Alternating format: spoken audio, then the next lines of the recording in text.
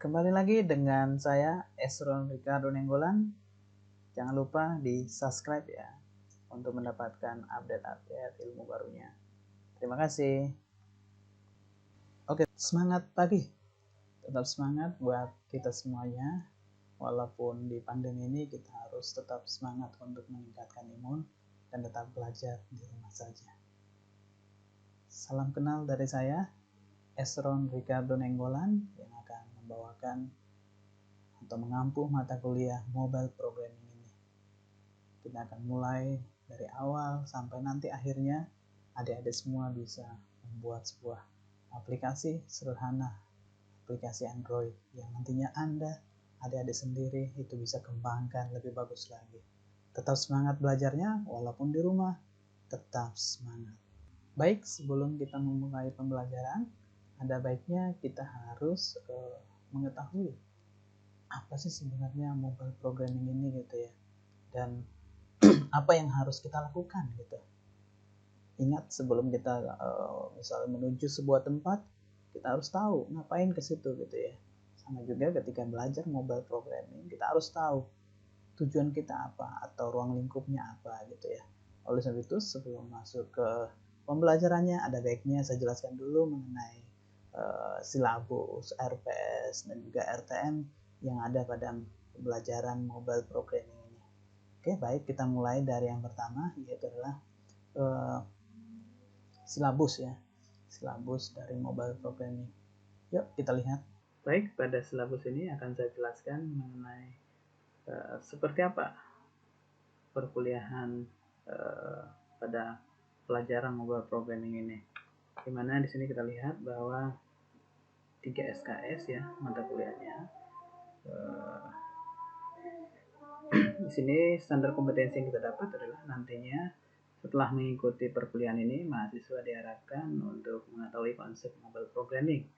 Jadi kita harus paham konsepnya, cara instalasi, teknisnya, dan komponen dasar Android itu. Yaitu di sini komponen dasar yang kita pelajari baru 3. Ada banyak komponen dasar, tapi yang paling perlu dipelajarin atau paling inti dasarnya adalah kita harus mempelajari activity, intense, dan juga service.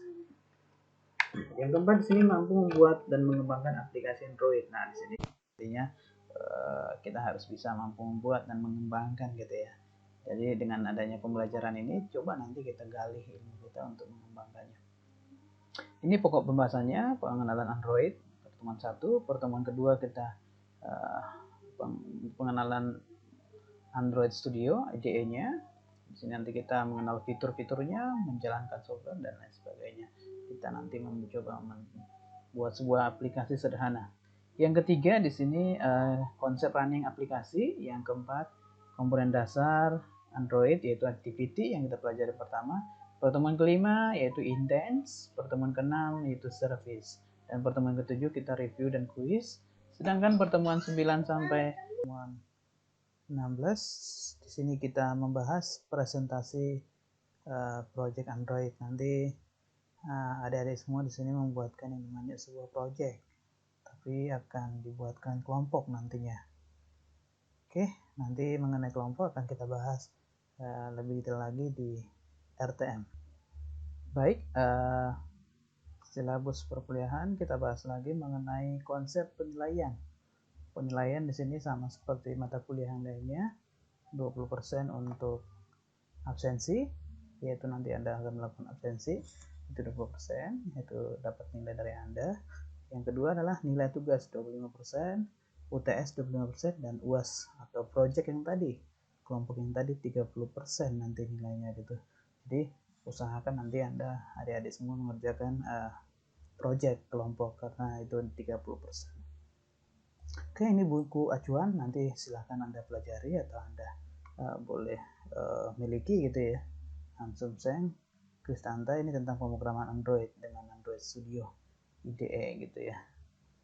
Ada juga Imadudin tentang menjadi Android Developer Expert, ini di coding ya.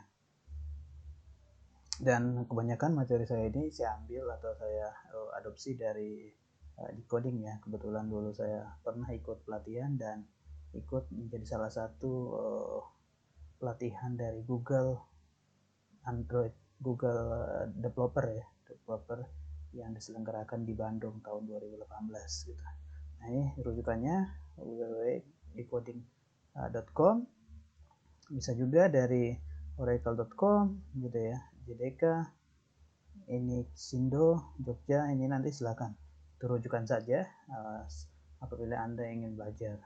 Sebenarnya rujukannya banyak ya, tapi ini hanya beberapa yang saya masukkan. Itu saja mungkin untuk silabus ya. Nanti akan kita coba bedah beberapa rujukan ini, dan silakan juga Anda cari sendiri referensi belajar Android, itu ada banyak gitu ya. Oke, tadi kita sudah belajar mengenai silabusnya. Sekarang kita lanjut mengenai RPS-nya atau rencana pembelajaran semesternya. Baik, silahkan kita lihat di RPS-nya. Ini nanti boleh Anda baca ya mengenai RPS. Hampir sama sebenarnya dengan silabus, cuman perbedaannya adalah di sini ada capaian pembelajaran yang Anda nanti akan pelajari.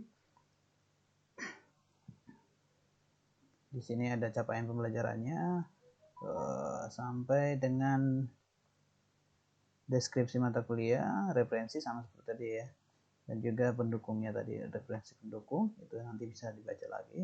Nah, kelebihannya di sini adalah RPS ini membahas mengenai kemampuan akhir yang direncanakan, apa saja kemampuan akhir yang direncanakan gitu ya.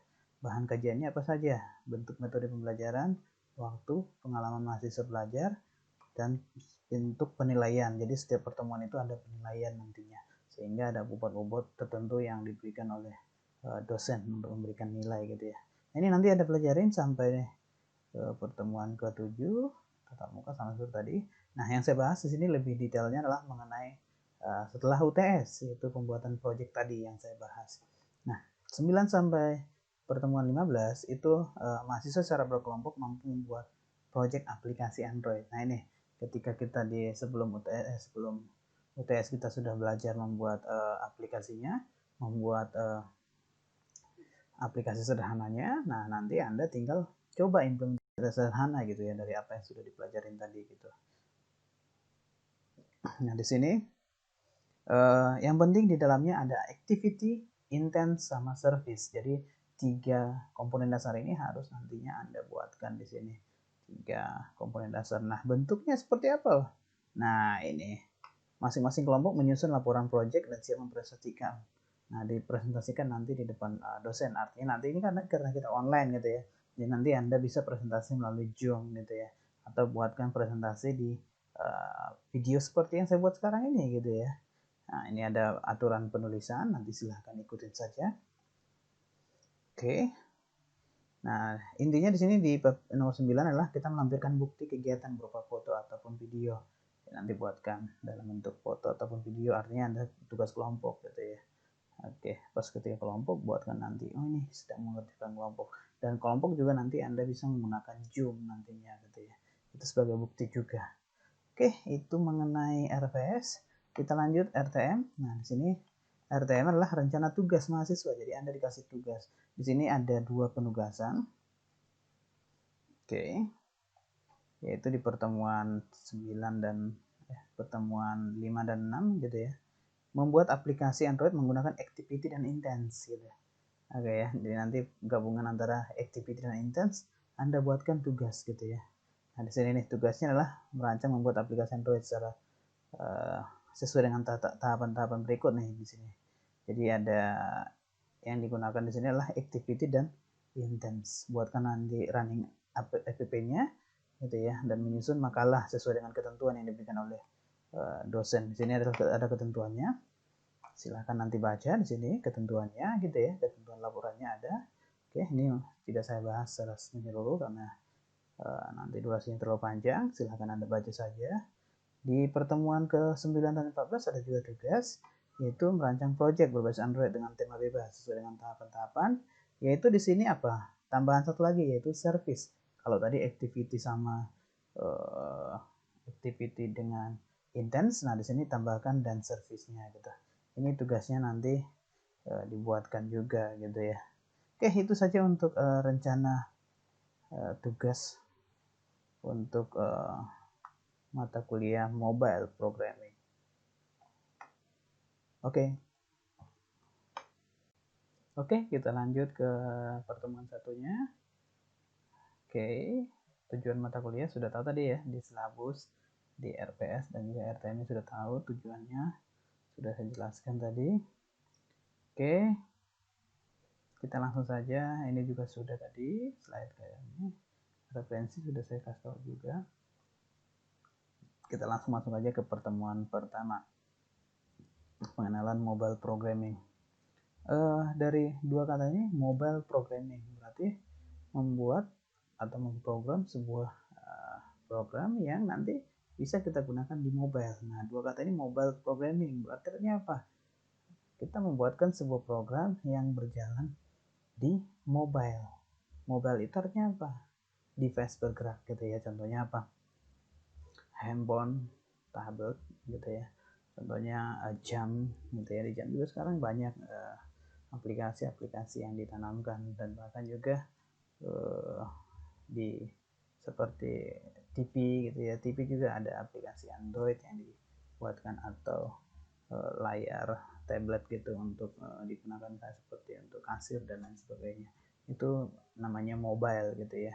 Jadi kita membuatkan aplikasi yang digunakan di perangkat bergerak atau perangkat mobile. Itu artinya. Baik, pada pertemuan saat ini hanya pengenalan saja Android itu apa, bahasa pemrograman Android itu apa, kelebihan dari Android itu apa dengan yang lainnya gitu ya, dengan iOS gitu ya, dengan Windows dan lain sebagainya. Saat ini sudah berapa versi dan perkembangan Android seperti apa gitu ya, sebutkan versi-versinya. Nah, ini yang kita bahas pada pertemuan ini. Saya rasa sedikit teori gitu ya, jadi nanti prakteknya kita coba di pertemuan kedua. Android itu sebenarnya apa sih gitu ya, jadi nanti jangan sampai Android gitu ya, tapi nggak ngerti apa itu Android.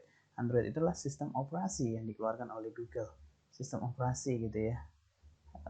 Sistem operasi ini pasti sudah tahu, apalagi sudah semester 3 gitu ya. Sistem operasi, bagaimana sebuah perangkat itu bisa digunakan, berarti ada sistem operasinya gitu ya, atau penggeraknya. Kalau nggak ada ya aplikasi-aplikasi yang lainnya atau software-software yang lainnya itu tidak akan bisa berjalan gitu.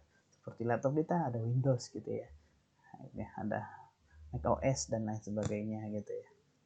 Yang di perangkat mobile juga ada ya, Android, iOS gitu ya, BlackBerry dulu dan lain sebagainya gitu, ada banyak OS gitu ya. Android dibuat khusus untuk smartphone dan tablet di sini nih. Android mempunyai fitur yang sangat canggih dan tampilan yang bagus. Ini makanya booming, ini mulai booming nih Android. Sistem Android dapat dikembangkan dan digunakan sebagai alat multimedia seperti musik, video dan lain. Sekarang Android sudah bukan hanya pemutar musik atau video lagi seperti dulu gitu ya. Sekarang untuk hal-hal lain juga sudah digunakan. Memiliki perangkat keras seperti akselerometer, giroskop dan juga sensor lainnya. Ini banyak nih atribut-atribut dari Android. Nah, pemrograman Android berarti di sini dikatakan bahwa hal-hal yang membuat sistem operasi Android itu layak digunakan adalah karena dikembangkan oleh para developer gitu ya. Jadi Android itu adalah open source, artinya bisa dikembangkan gitu ya, artinya bisa dikembangkan oleh developer-developer lainnya, sehingga menghasilkan versi-versi yang terbaru sampai sekarang ya, kalau nggak salah versi 10 gitu ya. Nah, kenapa dikatakan pemrograman Android itu sangat bagus gitu ya, sangat diminati? Karena ini sistem operasi smartphone terpopuler gitu ya, open source yang tadi saya bilang, mempunyai store tersendiri. Store itu adalah seperti Play Store gitu ya, karena dia sudah bekerja sama dengan Google. Karena tadi ingat Android ini adalah dikeluarkan oleh Google, kerjasama gitu ya. Mempunyai development kit untuk developer gitu ya, ada development kitnya gitu ya, sehingga mudah digunakan atau dikelola oleh developernya. Bahasa pemrograman yang mendukung itu ada banyak gitu ya, nanti kita lihat bahasa pemrogramannya. Ada juga perkembangan Android itu sangat pesat gitu ya, itu kenapa ini sangat diminati. Baik, kita lanjut untuk mengapa harus Android gitu ya kita gunakan saat ini. Karena sistem operasi tadi saya katakan terpopuler gitu ya. Ini dirilis tahun 2018 Android itu oleh Google. Tahun 2008 itu sudah versi terbarunya adalah PA gitu ya. Oke, sebagai versi terbaru. Nah, 2013 itu sangat terlaris di sini dikatakan pada smartphone dan tablet gitu. Bahkan dulu orang pengennya punya Android gitu ya, bahkan BlackBerry dan yang lain-lainnya itu udah hilang gitu ya, kalah. Dan bahkan Nokia menjadi dulunya itu adalah yang populer gitu ya, bisa jatuh karena adanya Android ini. Tercatat pada tahun 2016 store Android memiliki lebih dari 2,8 juta aplikasi. Wah, luar biasa. Artinya perkembangan dari aplikasi yang ada gitu di Android itu atau di Play Store itu sangat luar biasa gitu ya. Artinya ini adalah banyak programmer di bidang Android yang membuatkan aplikasi yang bisa digunakan seperti sekarang. Coba lihat, games banyak sekali versi Android. Open source tadi sudah saya jelaskan sedikit bahwa Android itu adalah bersifat open source, beda dengan Windows gitu ya. Windows itu close open source gitu ya. Nah, ini menarik bagi komunitas developer karena lisensi open source sangat mendukung untuk mengembangkan produknya dengan aman gitu ya. Nah, ini mempunyai store tersendiri yang tadi saya bilang tadi. Ada Google Play-nya gitu ya. Jadi secara otomatis bisa kita masukkan ke dalam Google Play gitu ya, dan support. Oke. Mempunyai development kit untuk developer. Apa sih development kit ini gitu ya? Nah, ini yang perlu harus Anda pahami, bahwa Android Software Development Kit merupakan kit yang bisa kita gunakan atau yang digunakan oleh developer untuk mengembangkan aplikasi berbasis Android. Nah, di dalamnya apa sih sebenarnya gitu ya? Development kit ini beberapa tools seperti Bugger gitu ya, software libraries, emulator, dokumentasi, ada juga sampel code-nya gitu ya, dan juga tutorial. Nah, ini yang menjadi diminati orang gitu ya, karena adanya tadi tools-tools ini, software libraries, emulator, dokumentasi, sampel, code, dan juga tutorial. Itu yang namanya tadi development kit gitu ya. Jadi bisa dikelola oleh developer dengan baik gitu ya. Baik, bahasa pemrograman yang mendukung di Android itu ada beberapa ya, ada banyak juga. Yang paling populer itu adalah yang mendukung itu adalah C++. Jadi nanti bahasa C++ itu bisa digunakan juga. Go dan juga Kotlin. Go ini bukan Golan ya, tapi Golang gitu. Ini adalah aplikasi bahasa pemrograman yang dikembangkan oleh Google, tapi belum terlalu populer, tapi ini banyak digunakan gitu. Di luar negeri juga menggunakan Golang gitu ya. Oke, Kotlin ini 2017 kemarin berkembang gitu ya. Sangat digemari, dan bahkan sekarang banyak juga yang menggunakan Kotlin karena apa? Bahasa pemrograman itu atau sintaksnya itu lebih sederhana dari Java gitu ya. Jadi pengembangan dari Java sebenarnya, jadi lebih pendek untuk pengkodingannya, lebih sederhana, tapi dasarnya tetap Java gitu ya. Kita harus memahami Java tersebut gitu. Oke, perkembangan Android Anda bisa lihat nanti. Ini dimulai dari November 2017 gitu ya, versi terbarunya. Oke, dikembangkan terus sampai sekarang 2020 itu ada versi 10. Silakan nanti Anda mungkin coba cari versi Android.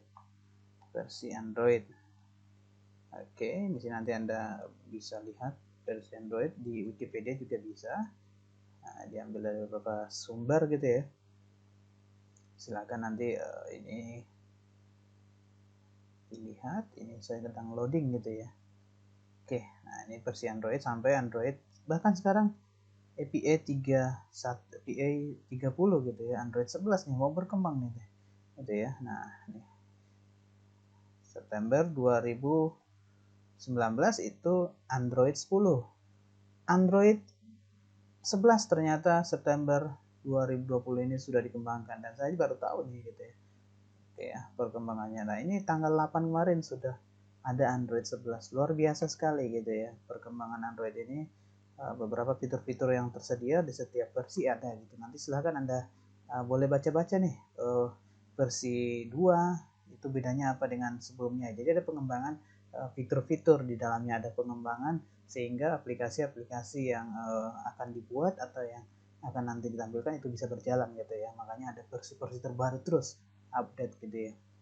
Sampai dia versi ke 11 tadi.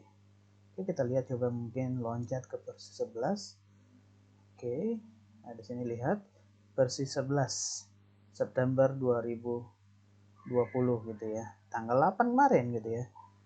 Ada new permission controls ya, API untuk destination button apa nih? Standalone gitu ya. 5G atau 5G gitu ya. Jadi untuk 5G nantinya. Oke, karena sekarang sudah beberapa di negara lain sudah 5G. Bukan 4G lagi gitu ya. 4G malah udah ketinggalan lagi nih. Ini adalah disediakan untuk versi 5G nantinya. One time permission, ada juga permission auto reset. Jadi dia bisa auto reset secara otomatis. Nah, ini perkembangan terbarunya gitu ya. Luar biasa sekali. Ini nanti silakan Anda coba perdalam lagi gitu ya. Nah, kita lanjut. Kalau di slide itu masih sampai versi 9, itu belum saya update sebelumnya. Ini logo Android. Kalau Anda lihat logonya adalah ini logonya adalah robot gitu ya. Robot. Nah, ini kombinasi robot dan bak hijau diciptakan oleh Irina Block gitu ya, saat dipekerjakan oleh Google gitu ya. Ini diklaim sebagai desain akhir, diilhami sebagian dengan melihat logo toilet yang dikenal seperti pria dan wanita. Wow, lucu sekali nih. Jadi seperti toilet gitu ya, pria dan wanita. Jadi kenapa dikatakan Android? Di sini logonya itu adalah kombinasi antara robot dan bak hijau itu untuk menyatakan bahwa Android itu akan selalu berkembang seperti robot gitu ya. Ini robot dia dari kalau lihat di situ dari bak gitu ya, dari bentuk bulat seperti itu. Tapi sekarang coba lihat Android berkembang terus gitu ya. Oke, itu saja mungkin untuk pertemuan satu ini. Pesan saya adalah silakan Anda coba mendalami mengenai materi di pertemuan satu ini, coba kembangkan apa yang Anda pahami mengenai Android gitu ya. Bagi yang belum paham silakan di searching nantinya. Ingat tugasnya saya tetap sarankan, ingat mulai dari sekarang sudah bisa Anda mungkin cari kelompoknya siapa yang nantinya Anda akan buatkan menjadi satu kelompok gitu ya. Nanti saya akan bagi di pertemuan kedua untuk kelompoknya gitu ya. Jadi di pertemuan kedua nanti akan saya buat syarat-syarat kelompoknya apa saja gitu ya, ketentuannya nanti akan kita arahkan lagi di pertemuan 2. Oke, itu saja untuk pertemuan 1. Tetap semangat, tetap jaga kesehatan dan salam sehat.